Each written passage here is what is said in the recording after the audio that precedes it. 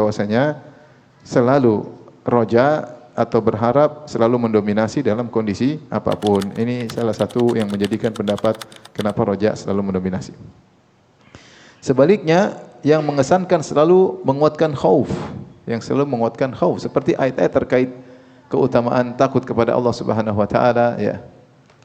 Juga hadis-hadis Nabi. Contoh ayat seperti ketika penghuni surga saling bertemu, kata Allah, fa aqbala ba'dhum ala ba'din yatasaalun qalu inna kunna qablu fi ahlina musyfiqin famannallahu alaina wa waqana adzabas samum. Maka penghuni surga saling berhadapan-hadapan di antara mereka, saling bertanya-tanya, nostalgia tentang bagaimana mereka ketika di dunia. Qalu, maka di antara mereka ada yang berkata, inna kunna qablu fi ahlina musyfiqin. Kami dulu di tengah keluarga kami dalam kondisi takut. Musyfiqin maksudnya dalam kondisi apa? Takut, ya. Ya.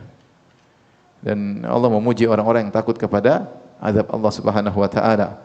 Famannallahu alaina, maka Allah menganugerahkan kepada kami, ya, keamanan, wa waqana adzabas samum, maka Allah selamatkan kami dari azab neraka jahanam. Ayat seperti ini mengesankan bahwasanya khauf selalu didahulukan, ya.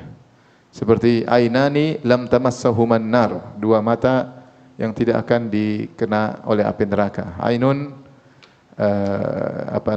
di antaranya ainun bakat min khasyatillah, ya. Yaitu mata yang menangis karena takut kepada Allah Subhanahu wa taala. Ya. Baik. Kemudian ada dalil-dalil yang mengesankan roja dikuatkan pada kondisi susah. Roja dikuatkan pada kondisi susah, seperti sabda Nabi sallallahu alaihi wasallam, la yamutanna ahadukum illa wa huwa yuhsinu dhanna billahi azza wa jalla. Jangan sekali-kali seorang dari kalian meninggal kecuali berbaik sangka kepada Allah. Ini Rasulullah sebutkan untuk berbaik sangka secara spesifik ketika akan meninggal dalam kondisi sulit. Berarti ketika dalam kondisi sulit, roja hendaknya dikuatkan, ya. Dalil juga kuat, ya, sehingga ada dalil yang mengatakan bahwasanya dalam kondisi sulit roja dikuatkan, dalam kondisi tidak sulit maka seimbang. Contoh yang mengesankan khauf dikuatkan pada kondisi maksiat, seperti firman Allah, qul inni akhafu in asaitu rabbi adzab yaumin azim. Katakanlah wahai Muhammad, sungguhnya aku takut jika aku bermaksiat kepada Rabbku, aku takut dengan azab di hari yang dahsyat. Ini terkait dengan maksiat. Takut kapan? Ketika maksiat, ya, ketika maksiat. Maka ketika maksiat seorang takut kepada Allah Subhanahu wa taala. Demikian juga kisah lelaki Bani Israel yang ketika dia mau meninggal dia mengatakan kepada anak-anaknya, idza mittu fa ahriquni tsumma thanuni, kalau aku mati maka bakarlah aku wahai anak-anakku, setelah itu sudah jadi arang maka tumbuklah diriku, tsumma dzruni fil yammi warrih, kemudian taburkanlah debuku di laut dan di udara. La in qadirallahu alayya la yu'adzibannani adzaban la yu'adzibuhu ahadan minal alamin. Kalau Allah mampu bangkitkan aku, tentu Allah akan mengadab aku dengan adab yang tidak pernah Allah adab kepada orang lain. Ini orang dalam kondisi banyak maksiat. Maka ketika dia mati dia takut dan dia pingin jangan sampai dia dibangkitkan. Dia ragu, Allah bisa bangkitkan, kalau bisa bangkitkan repot. Maka dia usaha untuk dibangkitkan. Cara usaha untuk dibangkitkan, maka dia dibakar, ditumbuk, debunya bertebaran. Gimana gabungin lagi? Menurut dia susah.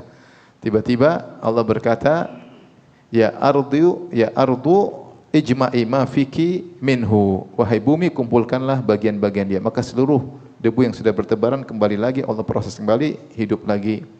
Maka Allah berkata, ma hamalaka ala dzalik, apa yang mendorongmu untuk melakukan demikian? Kata dia, khasyataka ya Rabb, aku takut kepadamu. Ini menunjukkan ketika dalam kondisi maksiat hendaknya orang mengedepankan apa? Takut kepada Allah Subhanahu wa taala. Taib, ada juga hadis yang mengesankan keseimbangan, selalu dalam seimbang bahkan ketika mau meninggal dunia. Ini di antara dalil yang menguatkan bahwasanya seimbang dalam segala hal bahkan ketika akan meninggal dunia dalam kondisi sakit parah. Ada Nabi sallallahu alaihi wasallam menjenguk seorang pemuda yang sedang sakit, maka Rasulullah SAW bertanya, "Kaifa tajiduka?" Bagaimana kau mendapati dirimu dalam kondisi sakit? Kata dia, "Wallahi ya Rasulullah, inni la arjullah wa akhafu dhunubi." Sungguh aku sangat berharap kepada Allah dan aku takut dosa-dosaku. Itu dia menggabungkan dua-duanya. Saya sedang roja dan juga sedang apa takut. Faqala Nabi sallallahu alaihi wasallam, kata Rasulullah sallallahu alaihi wasallam, majtama'a fi imri'in ya fi hadzal mautin illa a'tahu Allahu ma yarju wa ammanahu mimma yakhaf. Kata Nabi sallallahu alaihi wasallam, tidaklah berkumpul roja dan khauf pada seseorang dalam kondisi seperti ini, dalam kondisi sakit parah, kecuali Allah akan memenuhi apa yang dia harapkan dan membuat dia aman dari apa yang dia takutkan. Maka ini dalil menunjukkan seakan-akan bahkan dalam kondisi sekarat, dalam kondisi sakit pun tetap menyeimbangkan antara khauf dan roja. Faham? Inilah kenapa terjadi perselisihan, karena ada sudut pandang yang berbeda dari para ulama, tapi intinya mereka sepakat semua bahwasanya khauf dan roja harus selalu ada. Cuma kapan mendominasi, kapan didominasi, ini sesuatu situasi dan kondisi. Yang tidak boleh kalau salah satunya hilang.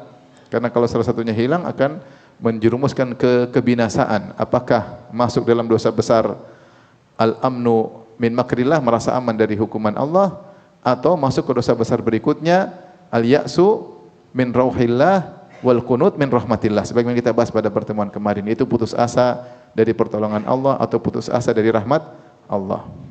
Maka harus ada khauf, harus ada roja. Mana yang lebih kuat? Wallahu alam.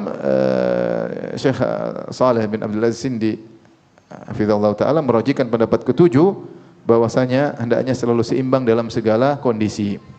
Apa dalilnya? Kata beliau, di antara dalilnya beliau menyebutkan dalil-dalil datang tentang khauf dan roja secara umum, tanpa ditakyid, tanpa dikhususkan pada kondisi-kondisi tertentu.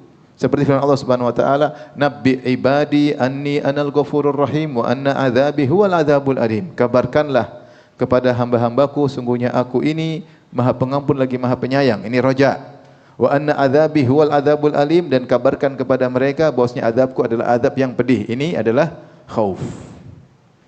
Dan Allah mengatakan nabi adalah naba adalah berita penting. Itu kabarkanlah, Allah suruh Nabi kabarkan agar timbul dalam diri mereka khauf dan roja. Ya, khauf dan roja secara umum tanpa terkecualikan dengan kondisi-kondisi tertentu. Contoh juga Allah berfirman, innahum kanu yusari'una fil khairati wa yad'unana raghaban wa rahaba wa kanu lana khashi'in. Tentang para nabi kata Allah, wa yad'unana raghaban wa rahaba, mereka berdoa kepadaku raghaban